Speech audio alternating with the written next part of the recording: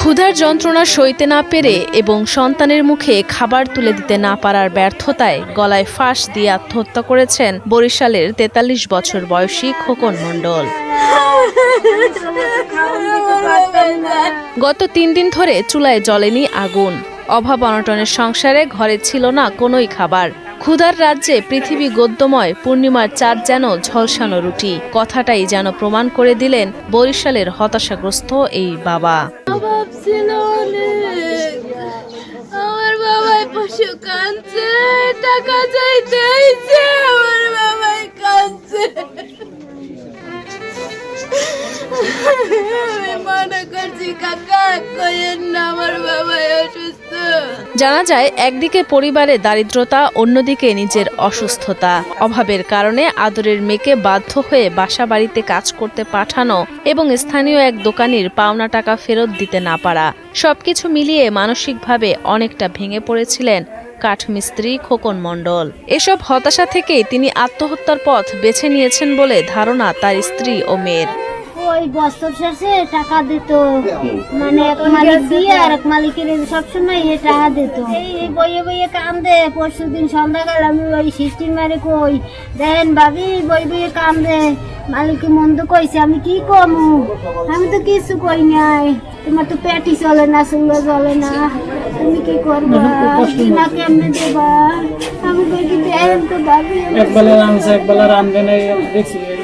স্থানীয়রা জানান, দীর্ঘ ২৫ বছর যাবৎ বরিশালের কাউনিয়া এলাকায় স্ত্রী ও ২ মেয়েকে নিয়ে বাসা ভাড়া করে থাকতেন খোকন মণ্ডল। করতেন কাঠমিস্ত্রির কাজ।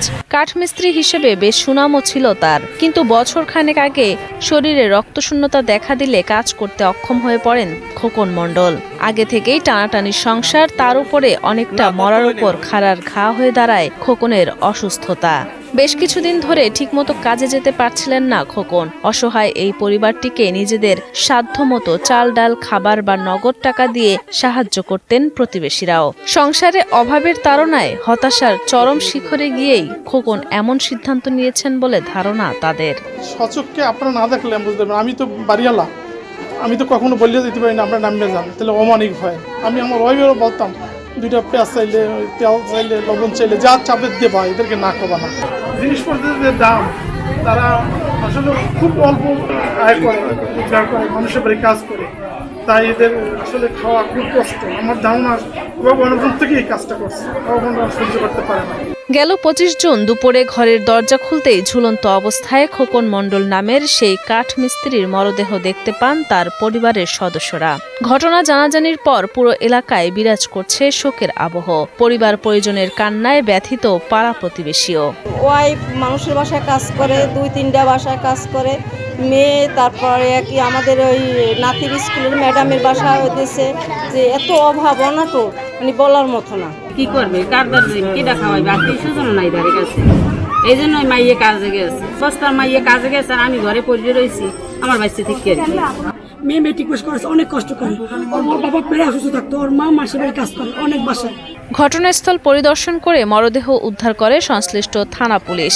ময়না তদন্ত শেষে বিস্তারিত জানা যাবে বলে জানান কাউনিয়া থানার ভারপ্রাপ্ত কর্মকর্তা মোহাম্মদ আসাদুল ইসলাম। আমরা আধা ঘন্টা আগে সংবাদ পাই যে খোকন মণ্ডল নামে একটা লোক বাসার মধ্যে সে গলায় ফাঁস দিয়ে আত্মহত্যা করেছে। আর যতটুকু জানি যে উনি রোগাশোকা ছিল আর কি, রোগের সঙ্গে এবং আর্থিকভাবে যে দৈন্যদশায় ভুগতে ছিল, এসব বিভিন্ন কারণে হয়তো বা আত্মহত্যা করতে পারে বলে প্রাথমিক ধারণা করছি। তারপর মৃত্যুর সঠিক কারণ নির্ণয়ের জন্য আমরা লাশ ময়নাতদন্তের জন্য প্রেরণ করেছি, আরও তদন্ত চলতেছে।